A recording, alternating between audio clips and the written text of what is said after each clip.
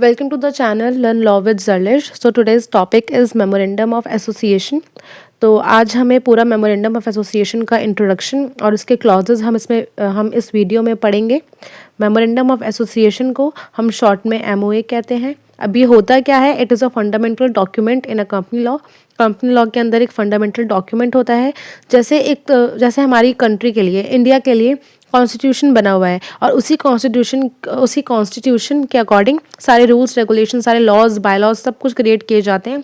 वैसे ही इस एमओए के अंदर जो भी लिखा होता है, MOA is a constitution, is a type of constitution और a charter of a company. Okay, it defines the company scope. ये कंपनी का स्कोप बताता है, कंपनी के ऑब्जेक्टिव्स बताता है, रिलेशनशिप बताता है कंपनी के और उसके मेंबर्स के साथ। अब नीचे हमारी एक सेकेंड, नीचे definition and legal framework given है कंपनी एमओए का। The MOA is a legal document require at the time of incorporation of a company. MOA की ज़रूरत हमें कब पड़ती है? जब कंपनी का इनकॉर्पोरेशन होता है, जब कंपनी स्टार्ट होने वाली होती है। It is governed by the laws of the jurisdiction in which the company is registered. ये गवर्न किससे की जाती है? जो कि उस कंपनी जहाँ पर जो कंपनी, सपोज ये कंपनी है, ये लुधियाना में है रजिस्टर्ड, तो इसकी जुरिस्डिक्शन जहाँ पड़ेगी उसकी जुरिस्डिक्शन लुधियाना, पंजाब की जुरिस्डिक्शन इस पे लगेगी, तो उसी के साथ इसके जो कंपनी लॉज होंगे वो गवर्न किए जाएंगे। Okay, so companies act 2013 section 256 defines the MOA. Section 256 के अंदर डेफिनेशन दी गई है एमओए की। यूके कंपनीज एक्ट 2006 में MOA is simplified and focuses primarily on the company's intention to incorporate. अब पर्पस क्या होता है एमओए का? defines the scope of activities, establishes the framework and the boundaries within which the company can operate।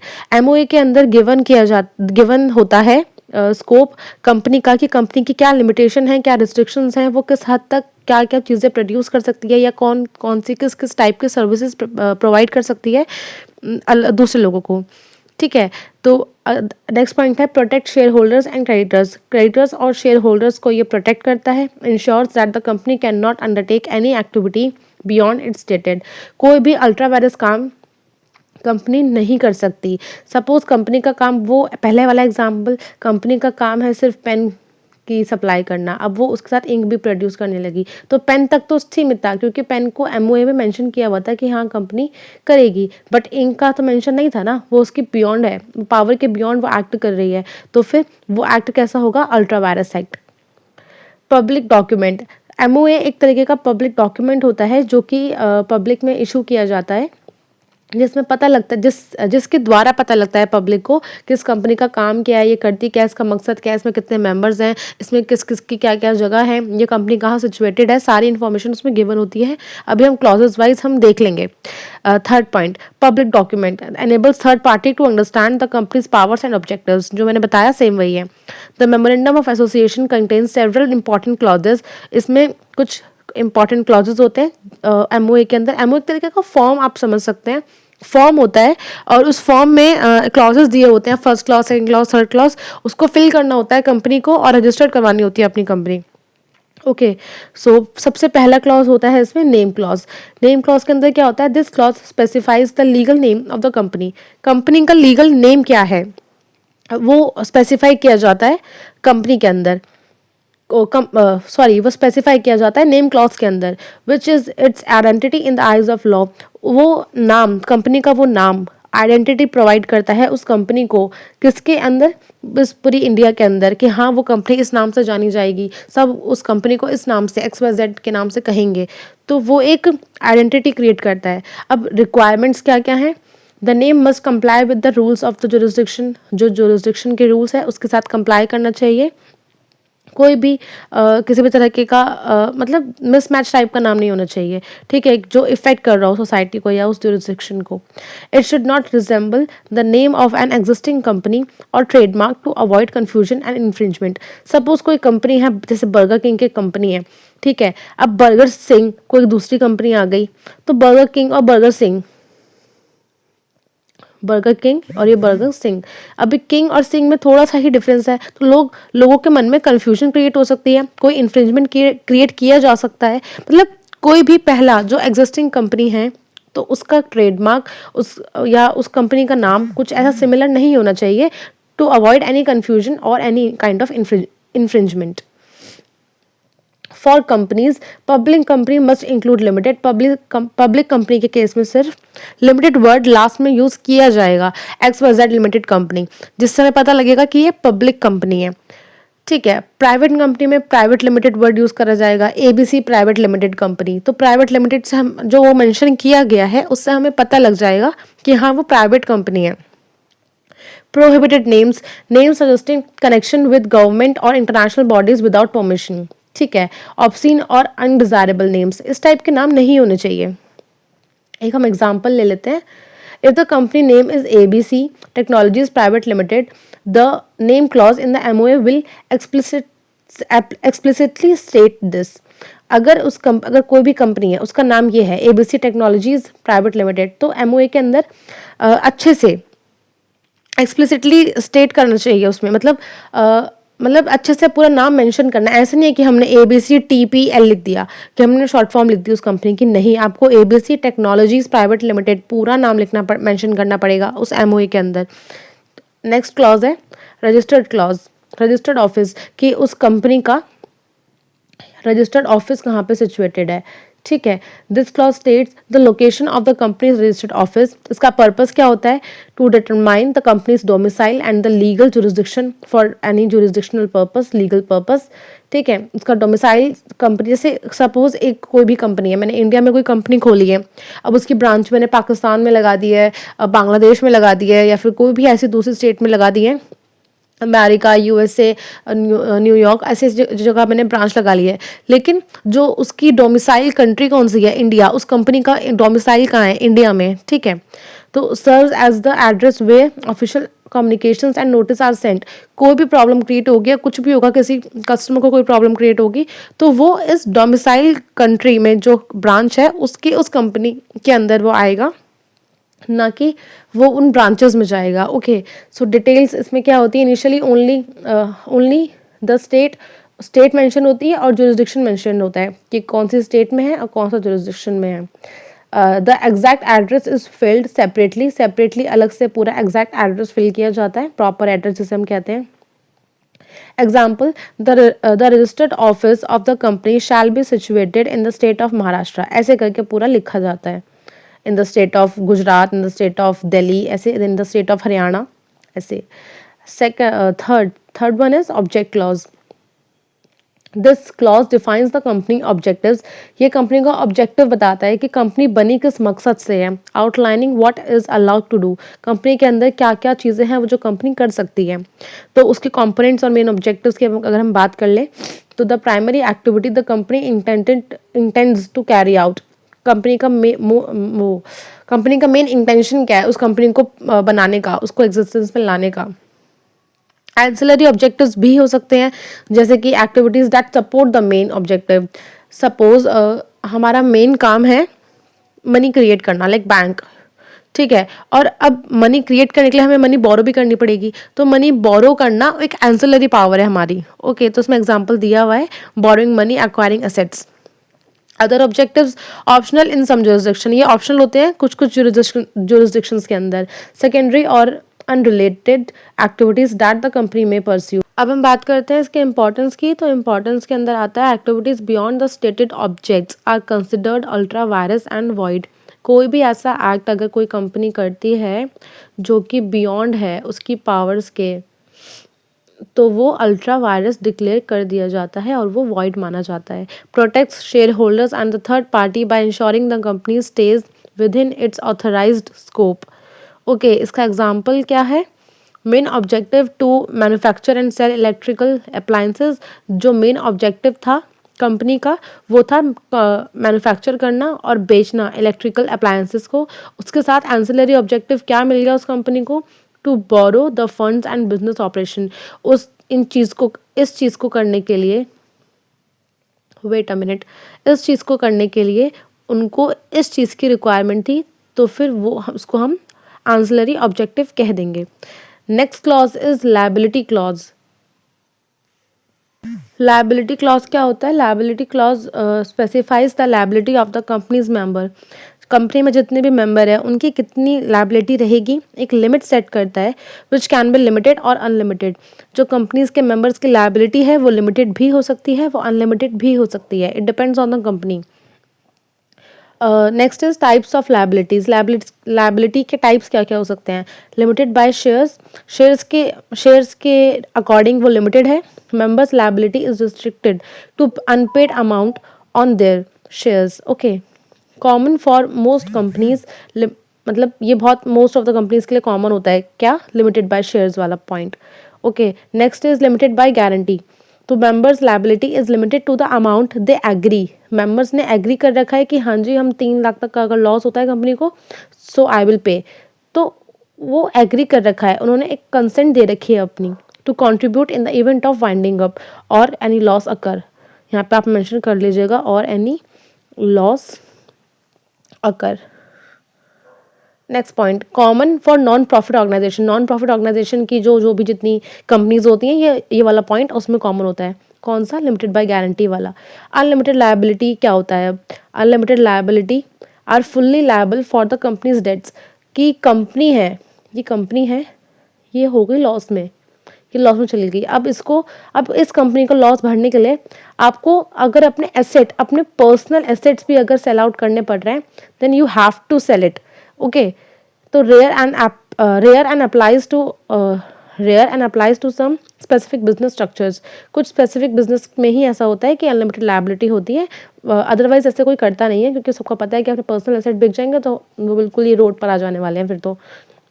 अब इसका अगर हम example ले लें, the liability of members is limited to the unpaid amount if any on the share held by them. Okay, simple था, समझ आ गया होगा। नेक्स्ट है हमारा कैपिटल क्लॉज। कैपिटल क्लॉज में क्या होता है? This clause specifies the company authorised capital and its division into shares. कि कंपनी का कितना ऑथराइज कैपिटल रहेगा। एक ऑथराइज कैपिटल होता है कंपनी में कितना तुम इन्वेस्टमेंट कर रहे हो, एक तरीके से जब कंपनी तुम रिफॉर्म कर रहे हो तो उसमें इन्वेस्टमेंट तुम कितना करोगे। तो इसकी की डिटेल्स हैं। Authorise capital, the maximum amount, जो मैक्सिमम अमाउंट होगा, maximum amount of capital in the company is allowed to raise. एक मैक्सिमम अमाउंट इसमें लिखा जाता है एमओए के अंदर कि तुम 3 लाख रेज कर रहे हो या 4 लाख रेज कर रहे हो या 10 लाख रेज कर रहे हो, तुम कितना अमाउंट इसके अंदर रेज करोगे इस कंपनी के अंदर। Types and values of shares जो होती है वो स्पेसिफाई द डिनोमिनेशंस। एग्जांपल ₹10 पर शेयर, कि एक शेयर की वैल्यू तुम्हें लिखनी होगी वहाँ पे। एक शेयर की वैल्यू 10 है, 20 है, 25 है, 15 है, 2 है, 4 है रुपये, ऐसे। एंड क्लासेस, उसकी क्लासेस बतानी होगी कि वो इक्विटी के शेयर्स हैं या फिर प्रेफरेंस शेयर्स हैं। इंपॉर्टेंस क्या है इसका? Ensures the company can not issue shares beyond the authorise capital without altering the MOA. एक कोई भी कंपनी एक बार जब उसने अपने एमओए के अंदर मेंशन कर दिया कि हमारी 15 लाख तक की ऑथराइज कैपिटल है, तो उसके बाद वो 16 लाख तक की ऑथराइज कैपिटल नहीं कह सकती जब तक उसे वो ऑल्टर ना कर दे। एक कंपनी जो अपने फंड रेज करेगी वो 15 लाख तक की लिमिटेशन में ही करेगी। 15 लाख करेगी या 15 लाख से कम भी कर सकती है, लेकिन वो 15 लाख से 1 रुपया भी ज़्यादा नहीं कर सकती। अगर उसे वो करना है तो उसे पहले अपना एमओए ऑल्टर करना पड़ेगा, then that company can do.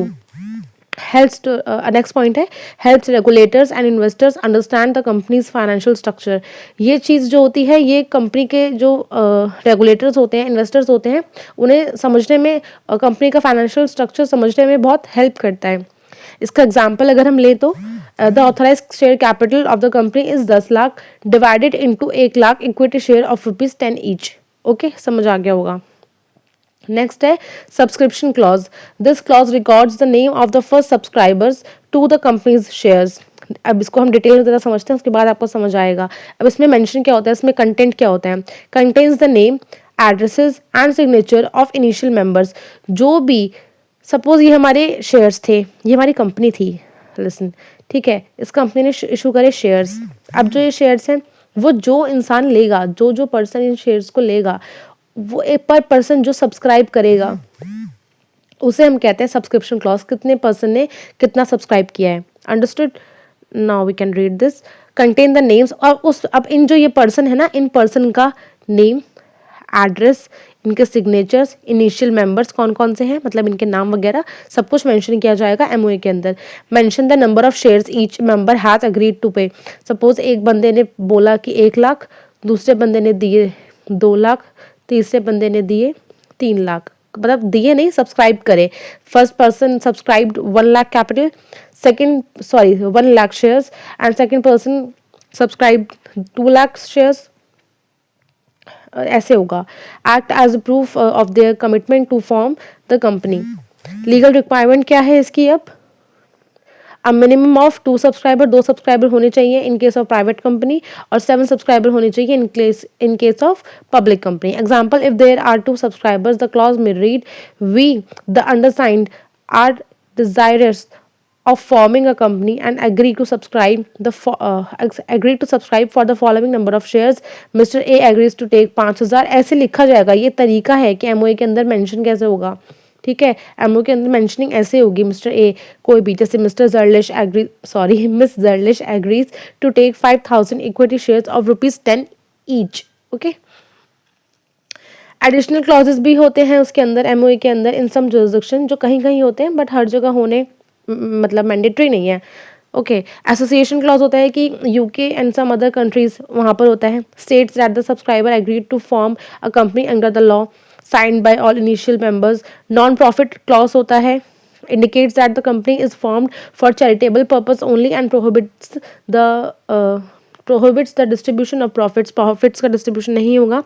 अब इस MOA का significance क्या है? significance of clauses, इससे क्लैरिटी आती है, ट्रांसपेरेंसी आती है, जिसकी हेल्प से provides a clear framework for a company operations and the limitations. Company के ऑपरेशंस में और उसके लिमिटेशंस में उसको हेल्प करता है, उससे क्लैरिटी देता है, उसे ट्रांसपेरेंसी प्रोवाइड करता है। लीगल कंप्लायंस होता है, ensures that the company adheres to statutory requirements, की स्टैट्यूटरी रिक्वायरमेंट सारी कंप्लीट हो रही हैं। प्रोटेक्शन देता है, next point is protection, safeguards members, creditors and other stakeholders by preventing unauthorised actions. Unauthorised action से उन्हें प्रिवेंट करता है कि मतलब कंपनी के शेयर होल्डर्स, स्टेक होल्डर्स को, क्रेडिटर्स को, मेंबर्स को, सबको पता होता है कि हाँ ये कंपनी इसके बियॉन्ड एक्ट नहीं करेगी तो हम इसके ऊपर कुछ मतलब लीगल एक्शन ले सकते हैं। तो एक प्रोटेक्शन उनके पास होती है इस टाइप की। वो ये प्रोटेक्शन मिलती है किसके थ्रू है? by the way of MOA only। Alteration procedures होते हैं। Altering any clause requires a special resolution. एक स्पेशल रिजोल्यूशन शेयर होल्डर्स की मर्जी से होना चाहिए और तभी हम ऑल्टर कर सकते हैं किसी भी MOA को। Approval from regulatory authorities and ensuring accountability. By addressing each clause in detail, हर एक क्लॉज को एड्रेस करने के बाद the MOA creates comprehensive foundation for the company's establishment and governance. सब कुछ करने के बाद एक कॉम्प्रीहेंसिव फाउंडेशन क्रिएट करता है MOA for what? For companies establishment, company को अच्छे से एस्टैब्लिश करने के लिए, एंड द गवर्नेंस। अब इसका लीगल सिग्निफिकेंस क्या है? Legal significance, doctrine of ultra vires सबसे पहला है ये, doctrine of ultra vires. Activities outside the MOA के अंदर जो लिखा है वो लीगल है। अगर उसके आउटसाइड कोई भी एक्टिविटी परफॉर्म की जाती है तो उसको हम अल्ट्रा वायरस कह देते हैं और वो वॉइड मानी जाती है। Okay. Protect share holders and the creditors from unauthorised act. कोई भी अनऑथराइज्ड एक्ट नहीं होगा, इस बात की प्रोटेक्शन प्रोवाइड करता है क्या? MOA। बाइंडिंग नेचर होता है इसका। MOA बाइंड्स द कंपनी को बाइंड करके रखता है मेंबर्स को और उसके टर्म्स के साथ, मतलब कंपनी के टर्म्स एंड कंडीशंस के साथ मेंबर्स को बाइंड करके रखता है। Alteration of MOA, the MOA is rigid document. एक तरीके का रिजिड डॉक्यूमेंट होता है कि जो तुम्हें हर एक पॉइंट मेंशन होता है 1 2 3 और उसी के अकॉर्डिंग तुम्हें परफॉर्म करना है। उसके बियॉन्ड तुम एक चीज़ भी नहीं कर सकते, एक एक्ट छोटा सा भी नहीं कर सकते, ठीक है। Can only be altered as per legal procedure. अगर तुम्हें कोई ऑल्ट्रेशन उसके अंदर करना है, कोई चेंजेस तुम्हें अगर उस MOA के अंदर लाने हैं तो एक लीगल प्रोसीजर को फॉलो करने के बाद ही वो होगा। Example of alterations, change of name. Suppose कोई नेम चेंज करना है तुम्हें तो स्पेशल रेजोल्यूशन और अप्रूवल के बाद ही वो चेंज होगा। चेंज ऑफ रजिस्टर्ड ऑफिस, अगर तुम्हें रजिस्टर्ड ऑफिस चेंज करना है तो बोर्ड और जो शेयर होल्डर्स हैं उनके अप्रूवल के बाद ही वो चेंज किया जा सकता है depending on the case. Alteration of object, अगर तुम्हें कंपनी का ऑब्जेक्ट चेंज करना है, सपोज पेन बनाती थी कंपनी, अब उसके साथ इंक भी बनाना चाहती है, उसका ऑब्जेक्ट ही चेंज कर रहे हो, ऑल्टर कर रहे हो, तो स्पेशल रेजोल्यूशन पास होगा, पॉसिबली गवर्नमेंट अप्रूवल, और उसमें हमें गवर्नमेंट अप्रूवल भी चाहिए। अब हम आ जाते हैं MOA versus article of association. ये एक डिफरेंस है और ये बहुत ज़्यादा इंपॉर्टेंट है, इस पर मैं स्टार मार्क कर रही हूँ। ये क्वेश्चन हमेशा आता है, सो प्लीज़ इसको अच्छे से आप पढ़ लीजिएगा। Case law with examples, Ashbery railways carriage and iron company limited versus rich. ये बहुत इंपॉर्टेंट केस लॉ है, सारे इंपॉर्टेंट ही केस लॉ हैं, केस लॉ है ही सारे इंपॉर्टेंट इसमें एमओए के अंदर। Establish the principle of ultra vires, the company can not act beyond the MOA. Ashbery के अंदर हमें बताया गया था कि कोई भी कंपनी है वो अपने मतलब अपने एमओए के बियॉन्ड एक्ट नहीं कर सकती, ठीक है।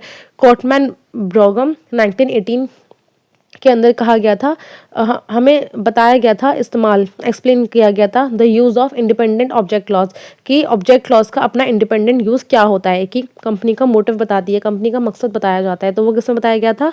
कॉटमैन ब्रोगम में, ठीक है। Bell Houses Limited versus City Wall Properties Limited 1966, इसके अंदर क्लैरिफाई किया गया था इंटरप्रिटेशन को ऑब्जेक्ट क्लॉज की। ऑब्जेक्ट क्लॉज होता क्या है, उसका मतलब उसका एक्सप्लेन डिस्कशन दिया गया था, एक्सप्लेन्ड डिस्कशन मेंशन किया गया था, ठीक है।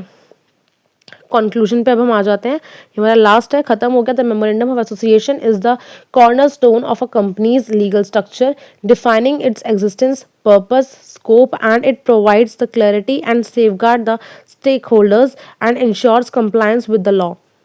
Understanding the MOA is essential for managing and regulating companies effectively. Easy था, समझ आ गया होगा। मेमोरेंडम ऑफ एसोसिएशन एक तरीके का कॉर्नर स्टोन होता है कंपनी के लीगल स्ट्रक्चर के लिए, जो डिफाइन करता है कंपनी के एग्जिस्टेंस को, कंपनी के होने ना होने को, कंपनी के पर्पस को, कंपनी का मकसद क्या है, कंपनी के स्कोप को, कितना वाइडली वो परफॉर्म कर सकती है वो कंपनी। ये सारी बातें एमओए के द्वारा ही बताई जा सकती हैं शेयर होल्डर्स को, स्टेक होल्डर्स को, क्रेडिटर्स को, सबको, और वो कंप्लायंस किया जाता है उसका लॉ के द्वारा। एमओए को समझना एक बहुत इंपॉर्टेंट चीज़ है, एक एसेंशियल है, किस लिए? For managing and regulating the companies effectively, ताकि हम किसी भी कंपनी को मैनेज अच्छे से कर सकें, उसको रेगुलेट अच्छे से करवा सकें इफेक्टिव वर्क में। ओके, सो ये हमारा सारा का सारा था MOA. I hope you like this video. If you do then please like, share, subscribe this channel. और आपको लॉ के रिगार्डिंग सारी वीडियोस भी इस पर मिल जाएंगी। मैं धीरे धीरे वीडियो पोस्ट कर रही हूँ, और हमारी कंपनी लॉ की प्लेलिस्ट तो अभी चालू है ही, और मैं वन शॉट भी डाल ही रही हूँ, so you can watch every video on this channel only. So thank you so much, will meet in the next video.